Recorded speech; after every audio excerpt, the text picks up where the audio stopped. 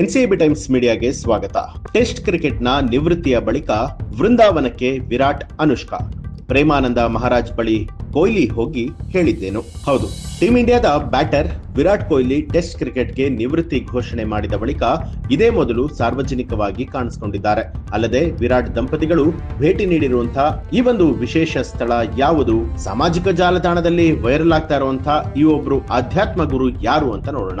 ಆಧ್ಯಾತ್ಮಿಕ ಒಲವುಗಳಿಗೆ ಹೆಸರುವಾಸಿಯಾಗಿರುವಂತಹ ಈ ದಂಪತಿಗಳು ತಮ್ಮ ದೀರ್ಘಕಾಲದ ಆಧ್ಯಾತ್ಮಿಕ ಮಾರ್ಗದರ್ಶಕ ಸ್ವಾಮಿ ಪ್ರೇಮಾನಂದ ಮಹಾರಾಜ್ ಗುರುಜಿ ಅವರ ಆಶ್ರಮಕ್ಕೆ ಭೇಟಿ ನೀಡಿ ಆಶೀರ್ವಾದವನ್ನ ಕೂಡ ಪಡೆದುಕೊಂಡಿದ್ದಾರೆ. ಸಾಮಾಜಿಕ ಮಾಧ್ಯಮದಲ್ಲಿ ಹರಿದಾಡ್ತಾ ಇರುವಂತಹ ವೈರಲ್ ವಿಡಿಯೋ ಒಂದರಲ್ಲಿ ಕೊಹ್ಲಿ ಅವರನ್ನ ಆಧ್ಯಾತ್ಮಿಕ ಗುರು, ನೀವು ಸಂತೋಷವಾಗಿದ್ದೀರಾ ಅಂತ ಕೇಳುತ್ತಾರೆ. ಇದಕ್ಕೆ ಅವರು ಸೌಮ್ಯವಾದ ನಗುವಿನೊಂದಿಗೆ ಜಿ ಗುರುಜಿ ಅಂತ ಹೇಳಿ ಉತ್ತರಿಸ್ತಾರೆ.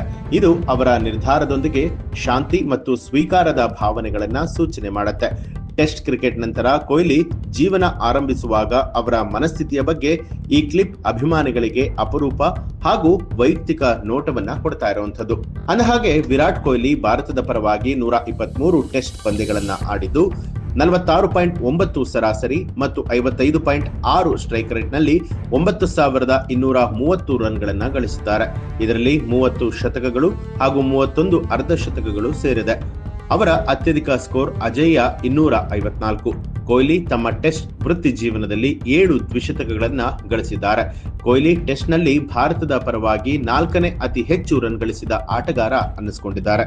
ನೀವು ಕೂಡ ವಿರಾಟ್ ಕೊಹ್ಲಿಯ ಅಭಿಮಾನಿಯಾಗಿದ್ರೆ ನಿಮ್ಗೆ ಏನನ್ಸುತ್ತೆ ಅನ್ನೋದನ್ನ ಕಮೆಂಟ್ ಮಾಡಿ ತಿಳಿಸಿ. ಹಾಗೆ ಯಾರೆಲ್ಲ ಇನ್ನೂ ಕೂಡ ಎನ್ಸಿಬಿ ಟೈಮ್ಸ್ ಮೀಡಿಯಾ ಚಾನೆಲ್ ಅನ್ನ ಸಬ್ಸ್ಕ್ರೈಬ್ ಮಾಡಿಲ್ಲ, ಈಗಲೇ ಸಬ್ಸ್ಕ್ರೈಬ್ ಮಾಡಿ ಬೆಲ್ ಐಕಾನ್ ಒತ್ತಿ.